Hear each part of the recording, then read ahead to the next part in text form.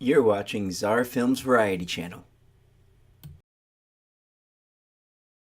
Alright, welcome to the video. Today we're going to show you how to reset your Xbox 360 to factory default so you can sell it or do whatever you would like to do with it. So first off, you want to get to your main menu and move all the way over to settings.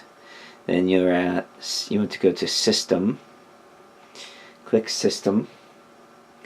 And we're going down to console settings, and then we need to write the console serial number, which is on the top.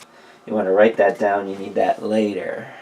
Go back, then we're going to go back to storage. Back again to storage. Enter. Now we're in the hard drive. We want to click device options, click Y. Yep, so click Y. We want to go down to format. Go ahead and click A. This is going to give you this message.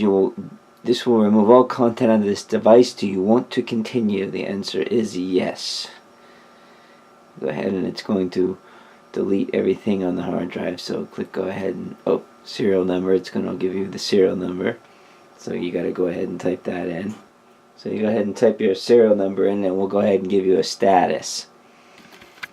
So there we have it. We have successfully cleared that hard drive after formatting. So that is how you reset your Xbox. We're going to go back.